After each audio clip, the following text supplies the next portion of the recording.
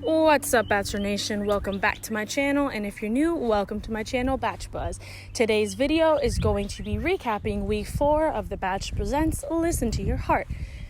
The episode started out with Chris Harrison announcing that some of the contestants were going to be going on dates with people other than the ones that they had already made connections with. So we see Chris and Rudy, Jamie and Ryan, and of course, as you probably might have guessed, based on the fact that Bachelor producers work harder than the devil, Julia and Brandon as well would be going on a date. And of course, after this, we get a cheesy old Listen to Your Heart reference, and yeah, that's all I have to say about that reference. Kind of tired of hearing him, not gonna lie. But it's alright, just a couple more weeks of Chris Harrison constantly saying Listen to Your Heart. It's worth it. It's worth it. So yeah, we see Chris and Rudy and Jamie and Ryan go on their dates, and they pretty much agree with each other that, yeah, we're good with the people that we're with, let's just stay friends, and it was really nice to see them pretty much stay loyal to their partners. Can't really say the same about Julia and Brandon, though, who go on a date and write a song together and then perform it in this really, dull lounge, and the lights are dim, and it's all, tense and romantic, supposedly, and yeah. They pretty much decided to stay with each other. So then when we see Chris and Rudy and Jamie and Ryan go back to the house, it's so refreshing. They decided to stay with their partners. It's so nice. Everybody's hugging. Boom, one big happy family of singers. And the party ends when Julia and Brandon get there and pretty much go to break up with their former couple. So, very first one that we see break up is Julia and Sheridan, of course, and when she does so, she literally gets mad at him for walking away, as if he's just supposed to stand there and keep entertaining her when she literally just dumped him.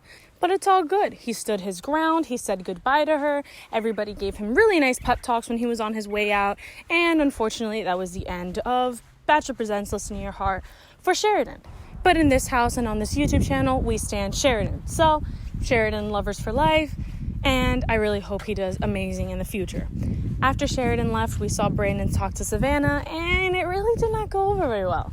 Lots of yelling, lots of back and forth, and that was all due to the fact that Brandon was pretty much making it seem like it was Savannah's fault that he still has feelings for Julia, and that it's her only giving 95% of herself to him, and that she has an attitude, and, pretty much just putting her down, same way that he did the week before when he was talking to her about the same exact thing, his feelings for Julia. But Savannah stands up for herself, says that no, she just can't trust him. She says goodbye to Brandon, goodbye to the rest of the contestants, and leaves. So that's the end of that. Julia and Brandon are now a couple, and then after this, I guess everybody has to start practicing. So everybody gets into practicing their songs for this week and for the performances and all this stuff. And Natasha breaks this cycle of happiness and talks to Brandon right in front of Julia, simply asking her to cover her ears and close her eyes so that she doesn't see what they're going to talk about. She confronts Brandon and tells him, hey, listen, had Savannah decided to stay, would you still be with her? And Brandon mouths to her that, yeah, he would have stayed with her. So then Natasha's skeptical, not too happy about it.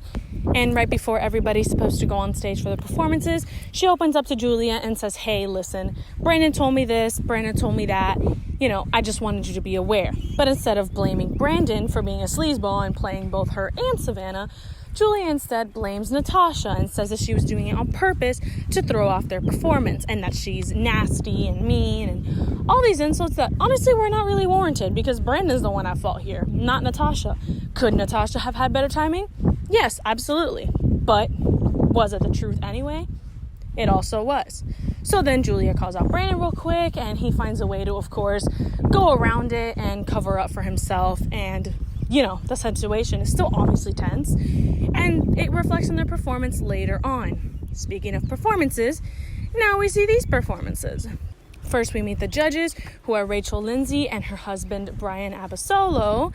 Then we see Andy Grammer, and finally, pop legend Toni Braxton. Very first performance that they judge is Matt and Rudy, and they get hella praise from the judges, which was well-deserved. Then we see Jamie and Trevor get kind of roasted for their energy being off, also well-deserved. And next we see Bree and Chris perform, and they get a lot of love from the judges and literally return it back to each other when they say I love you on stage for the first time, which was beautiful. I loved it. I cried. It hit my heart.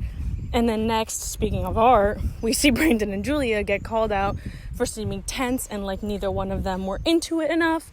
And when I cried at this, I kind of cried of laughter because it was really funny to me that even the judges were able to tell exactly what was going on with them.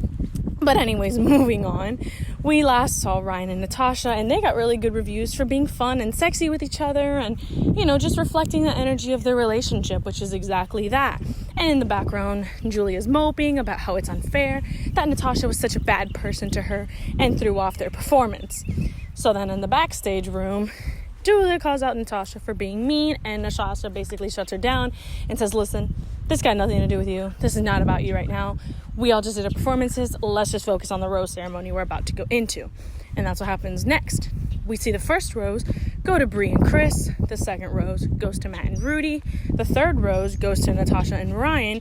And the fourth and final rose goes to Jamie and Trevor.